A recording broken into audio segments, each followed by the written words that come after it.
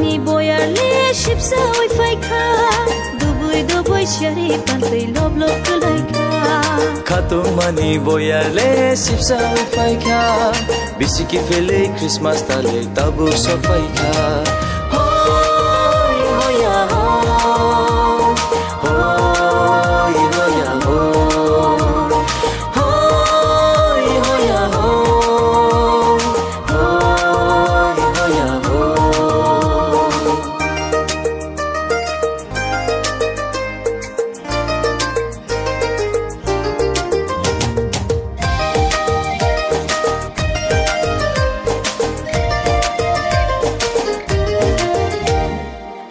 Shom di kham tam di khapang shurang gai dang tu tam di tong tho gai mashallah yana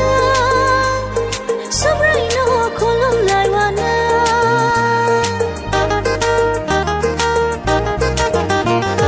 Sumoi sudi kham tam di khapang shurang gai dang tu tam di tong tho gai mashallah yana sabrai no kolom lai yana Boshe mathangna Bose Fiona Bose chini langwani bongra Boshe matangna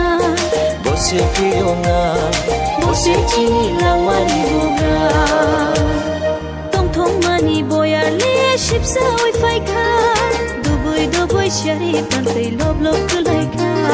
Khato mani boyarle shipsa oi faika bisiki fele Christmas tale tabu so faika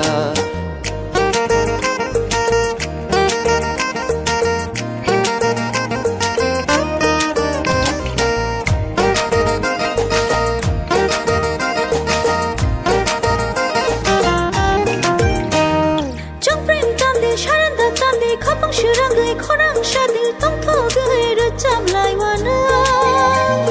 babra no love lai wana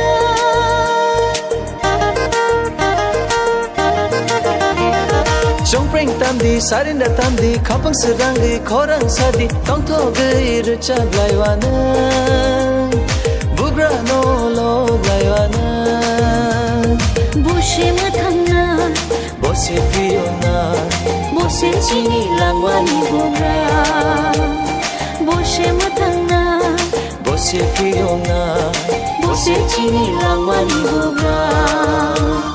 Tong thong mani boyarle shipsa oi faika